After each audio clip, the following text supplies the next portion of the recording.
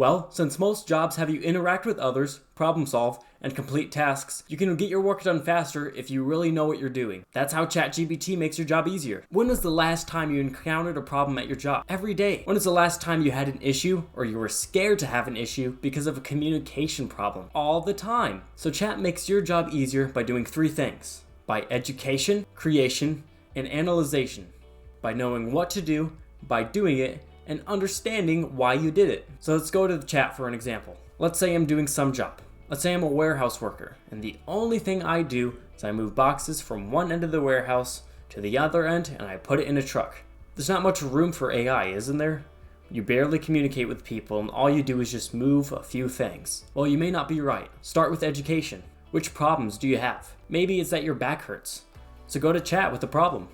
I work in a warehouse and I move boxes all day. How can I fix my back? With short and long-term solutions. And that's what it's doing right now. And as you can see, it's giving you 5 for short-term, and I bet you will give you 5 for long-term too.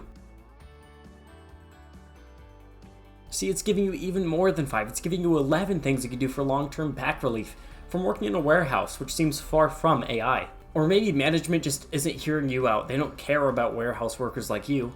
What you can do is you can go to AI and you can tell it the solution, and maybe it'll give you the exact words that you can use to articulate to your manager that you don't like the way they're doing, but you don't want to sound too rude. You don't want to lose your job because of it. Now let's say you're doing something else. Now let's say you work in fast food. See, I'm just trying to come up with things that can't really be used by AI that you would think, but they actually can be used by AI. It's just proving my point. You can always use chat regardless of your job. What do? You find your problem. Hey chat, I work in the back and I flip burgers all day and I really don't like my coworkers. That's why I don't like my job, because I have to work with a whole bunch of idiots all the time. That's okay, put it all on chat. Complain to ChatGPT. I work at this restaurant and I flip burgers all day. If you're willing, after sympathy, it will give you solutions. It will try to educate you on psychology or probably communication. You can either use those things you learned from ChatGPT, or you could ask it for the exact words you should use and cater it so it sounds more natural. Or you can ask it why it chose those words and analyze it and explain it to you.